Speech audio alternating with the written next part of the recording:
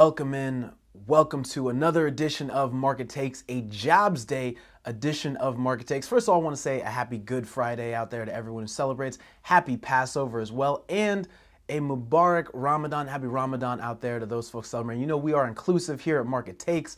Love everybody out there who's joining us right here as we break down what's going on in financial markets, economic data, all that good stuff. So today we are looking at the jobs report, the March non-farm payrolls report, opening that up, digging into the data, figuring out what's really happening, what's moving, why it matters, and bringing all that information to you. That's what we do here on Market Takes. So listen, we're going to talk through what the report said, how that compared with expectations. We're going to talk about the trajectory, because one report does not a trend make. The trend is always what's important. So we're going to talk about what the trend has been for the jobs report. We are also going to talk about the market reaction. Now, the stock market is closed for Good Friday, but of course we have bonds, and if you watch Market Takes, you know I love bonds. That market is open until noon, so we've got a little bit of a reaction there. We're going to talk through some commodities, a little bit of crypto, maybe a little bit of FX in there as well. We're going to talk through, because there was some market reaction I think was interesting. We'll talk about that. We'll talk about, of course, how this impacts the Fed, because the Federal Reserve and central banks really are everything when you're watching markets, and how the Fed reacts to this is going to have a lot to do with what happens in markets and what happens in the real economy. So we will, of course, be talking about that. And then, of course, you know, here on Market Takes, we're always looking forward, so I'm going to tell you what's next. We are never looking backwards, even though it is backwards looking data. Listen, let's get all the way into today's report. The non-farm payroll report from March showed that there were 236,000 jobs added last month. So now this chart that's up here on your screen, look at what we're seeing over the past couple years, and that trend has continued into 2023, and compare that to the numbers that you see before 2020. You saw that it was unusual for the jobs gain to rise up over 200 or 250,000, and now we're seeing that on a regular basis over the last few years, and especially this year. One thing I want to make sure and point out about this chart, we've cut this off at 1 million gained and 1 million lost, just so those wild pandemic swings when you saw 20 million jobs lost in the month of March 2020, and you know, almost 1 million jobs lost February, and then close to 3 million jobs gained back, and then another 5 million jobs gained back in March of that. So we cut this off at 1 million. So imagine those numbers are going much higher and much lower, but I want you to focus in on the overall trend that you're seeing towards the right side of the screen compared to the left side of the screen, much higher. And that's what the Fed is really looking at. They're saying, wow, this jobs market is much stronger than it was before. It continues to be stronger. We continue to see outsized gains in job growth. And that means that we're not slowing the economy the way we want. Our interest rate hikes don't seem to be having the desired effect, especially on the labor market. And that might mean we need to do more rate increases. So this chart just kind of illustrates what we've seen lately compared to the longer term trend from 10 years ago. And that's why I wanted to put it up there on your screen. So that 236,000 number was down from 326,000 in February. That was revised up. And that was down from 472,000 in January. That was revised down. But those numbers right in line with October, November, and December. Again, you saw that up there on your screen with that chart. Listen, the big picture takeaway here is that the labor market is still growing at a fast pace. I want to read you a quick piece from the head of U.S. economics at Fitch, Olu Sonola. He has a very interesting point. He sent this out this morning in a note, and I want to read it to you because it gets into the details of this report. When you got a report that comes out like this, unemployment rate falls to 3.5%. 236,000 jobs added. That was right around expectations. Expectations were for 238, so just a little bit under. You got to look at the nuance, and Olu Sonola points out, he says, quote, "It is notable that this report shows outright job losses in the manufacturing and construction sectors. This is a clear signal that the Fed's aggressive rate hiking cycle is now constraining labor demand, particularly in interest rate sensitive sectors." Interest rate sensitive sectors like manufacturing and construction. So that's important because we have been seeing some data, and we'll get into that in just a moment, that has been showing the labor market and the overall economy really slowing down, not grinding to a halt, not slapping the brakes on and hitting a wall, but certainly we have seen a slowdown. And Olu Sonola, head of U.S. economics at Fitch, points out that if you look in this labor report, you can see some softening and some real material weakness in the jobs report. So gains, where do we see the gains? Because we saw outright losses in construction and in manufacturing. Well, the big gains were in leisure and hospitality. That's restaurants, bars, things like that. Those have been gaining ever since. Still haven't recovered the losses in total from the pandemic, but has been going up faster than just about anything else. We also saw that in private education and health, healthcare and social assistance, and surprisingly, this is something I always tell people, watch this space, government jobs added a big piece to that. So putting today's report in context, I want to talk to you a little bit about the JOLTS report, the Job Opening and Labor Turnover Survey. That is a report the government puts out every month, but it's about a month behind. So we just got the March numbers for the jobs report. And just earlier this week, we got the JOLTS numbers from February. Now that February JOLTS report showed there were 9.9 million job openings. And that was a decrease, and a pretty decent sized decrease from the prior month. So want to put another chart up here on your screen, and this chart really informs what the Fed is thinking about and how they're thinking about things. Now, if you watch Market Takes, you know that we've shown this chart a few times before, and what I wanted to do was show how the latest numbers, because we got the JOLTS report earlier this week, and then today we got the jobs report, which showed how many people were unemployed.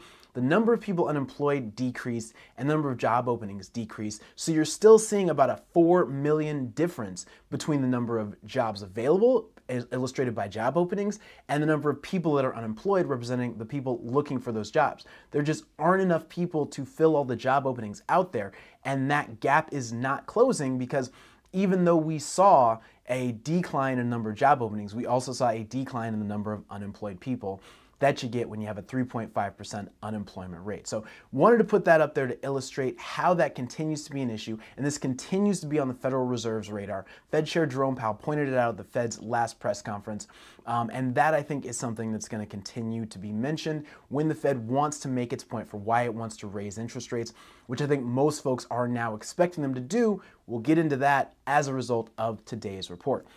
Another thing to watch, as I say, the labor market is slowing down. Challenger Job Cuts report showed almost 90,000 layoffs last month, a big increase. That's 15% up from the previous month and up 319% from March a year ago. So we aren't seeing, again, a crash into the wall, but we are seeing job cuts, layoffs pick up. We are seeing job openings decrease. We are seeing jobs, all these kinds of good metrics, things that are good for the economy, really start to decline, and things that are not necessarily good, like the initial jobless claims number. That rose to almost 230,000, we found out this week, and those were all revised higher. So we've seen 9 straight weeks of 200,000 plus initial jobless claims. That's people filing for benefits for unemployment. They lost their jobs, now they're trying to get government benefits, and that number has been over 200,000 for 9 straight weeks. That I think is big and important, and something to definitely watch out for.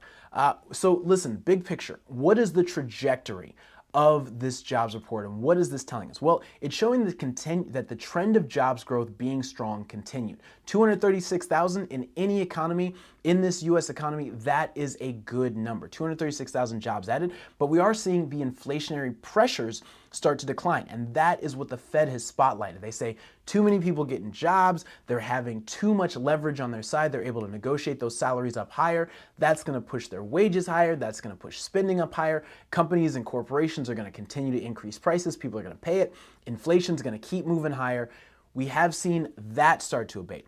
And what I want to talk about really quickly is the average hourly earnings. Now, in this latest report, we saw average hourly earnings going up at about a 4.2% annual rate. But if you zoom in and you just look at the past 3 months, well, we've seen it at a 3.2% rate. Now, that's consistent with 2% inflation. Why are those numbers important? You're saying, Dion, that's a lot of numbers. 2% inflation is the Fed's goal, and a 3.2% gain in average hourly earnings is aligned with the Fed's goal. So now we are seeing the labor market, at least the earnings portion of the labor market, fall in towards the Fed's goals. Now we're still seeing strong jobs growth, 236,000 jobs added last month. That's a lot, but we are seeing wage growth moderating, and that's a good sign for inflation. A lot of folks expecting that inflation could come back down significantly by the end of this year, and this is showing that we are on the way. On the other side of that, in February, the average monthly gain over the past 6 months was 343,000. Now, as of March, the average monthly gain over the past 6 months, 334,000. So still very strong jobs growth, still jobs rising, a lot of people getting new jobs, which allows folks to go out and spend money, keep inflation high, but the trend is our friend on the earnings side at least, and that is slowing down. Definitely worth noting. So let's take a look really quickly at the markets. Like I said, the stock market closed today, so no use talking about that. But the bond market, I think this is really interesting. What we've seen at short-dated bonds. Now, the biggest pickups after this report were the 2-year, the 1-year, and the 3-year. Those all picked up pretty significantly, up about 12, 13 basis points. And you saw basically no move in the 3-month. Here's why that matters. While we're not just nerding out here. It's all about expectations for what the Federal Reserve is going to do. So what folks think is going to happen, and why you've seen some movement on the 1-month bill that rose about 10 basis points, and the 3-month up about 11 basis points. Or sorry, the 3-month only 1 basis point, right? Because folks are saying the Fed is going to raise rates next month. And then after they raise rates next month, just to say that they did, because that's what they've been saying, then they're going to start cutting rates. And we see that when we look at the Fed funds futures market, which I think is really one of the most important markets to watch right now. So after this report came out, you saw the expectations for the Fed to raise rates rise from about 50-50. There was a 50% chance of an increase of 25 basis points, 50% chance they did nothing. Now it's about 67%, almost 70%. After today's jobs report. So people are saying, you know what, this locks the Fed in for a rate hike in May. Well, then you look at June, people are saying, okay, well, they'll probably stay in June, they won't move. And then you see expectations for a rate cut in July, another rate cut in September. November is kind of 50-50, maybe they'll cut, maybe they won't. And then another expected rate cut in December. So markets saying, we think the Fed is going to do 3 more rate cuts. After the Fed has raised rates, they've said they're going to hold rates high for a long time. The market is saying we expect rate cuts through the end of this year. And that's what you're seeing in bonds, is pricing in that expected rate hike next month in May, and then rate cuts further on out when you look at the 1-year, the 2-year, the 3-year. And then when you look at those long-term bonds, those have kind of come in, but not in a big way. So that's what we're seeing from the bond market. Commodities, not a whole lot to talk about there. Natural gas continues its sell-off down at the lowest levels we've seen since 2020. Brent crude and WTI crude, that's oil prices, those have picked up just a little bit, have declined just a little bit. Gold is down about 0.5%, but again, gold up over that $2,000 per troy ounce mark. That's big. Gold has been on just a tear lately. As these bank fears have kind of gripped markets, gold has been a big winner, and that shows a lot of uncertainty in the market. Copper, the other market tell, has kind of traded sideways for a little while. Folks not really sure what to do with that copper market. I point out copper because that's one that really measures the health of the U.S. and the global economy, and copper is really traded sideways. Folks not really sure what to do about what they want to buy in commodities. Expectations for copper that goes into building, pipes, houses, cars, all those things. When folks buy more of those things, copper prices go up. Well, copper's kind of staying steady. It's not selling off. Folks not seeing an immediate recession, at least when we look at the commodities market, but not picking up either after a solid jobs report. All right. Let's talk about the Federal Reserve. We've talked a lot about that. The Fed is focused on labor market tightness, and they have said, listen, the labor market's too tight. There's too many job openings. We've seen that job openings and unemployed people number really not move. What does this do? Well, it reinforces where they are if they want to hike for May, but you could also expect to see some of those Fed speakers that we will hear next week talking about, well, maybe after May, we start to look at things differently. And I think we've seen St. Louis Fed Chair James Bullard talk about this. We've seen the chairman himself, Jerome Powell. We've seen lots of folks come out here and say, our work is not done. And a lot of the markets are saying, yeah, in May you're going to hike. And then after that, it's time for rate cuts. They haven't poured cold water on that any more than they have, because they've said, we expect to keep rates high throughout the rest of this year.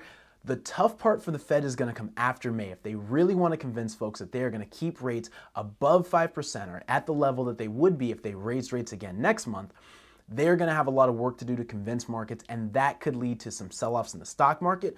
That could lead to bond yields moving back higher. We've seen the very highly traded 10-year Treasury note. That's been down at some of the lowest levels it's been at in months, because folks are buying bonds, and when bond prices go up, bond yields go down. That reduces the price of mortgages, and that loosens financial conditions, aka the real economy, things like mortgages and all the long-term debt borrowing that goes along with that. Most businesses borrow longer term, smaller businesses borrow longer term, but The Fed really wants to keep those things tight, and we will see how they deal with that approaching this May meeting. So just to step back, financial conditions have been loosening. We've seen lower bond yields and higher stock prices, but also what the Fed has done to combat this bank crisis, injected about $400 billion into the banking system. According to their own logic, that passes through to the economy. So the Fed has injected $400 billion into the economy while they're tightening. That just means that as much as they're saying they're tightening the market or the economy, they are also, on the other hand, loosening things through their policy and also by what markets are doing. So a lot to be seen at this May Fed meeting. I think that's going to be a lot of fireworks there. So you'll want to be here with Market Takes for sure on Fed Day back in May. Listen, here's what comes next, because we're always looking forward. We have a look ahead, our look ahead show on Monday. We're going to be talking about what you need to look out for next week. We've got a big IMF World Bank meeting. They're going to assess the health of the global economy, tell us what's going on with that, and I think you'll want to tune in for that. We're going to explain what's happening there and what to watch for. Also, we have the start of earnings season. That kicks off the end of next week with banks, the big banks. That's obviously important for a number of reasons. We're going to see what happened with this Silicon Valley Bank failure and how that affected the big banks, Wells Fargo, JP Morgan Chase, all of those. And then the big kahuna, CPI. We will be here on Market Takes Wednesday. We hope you'll be there. We're going to break all that down and talk about what's going on with inflation. Listen, I am Dion Rabowen, reporter at the Wall Street Journal, your host for Market Takes. Thank you so much for being with us. That's going to do it for us, but we hope to see you again when we do it next time.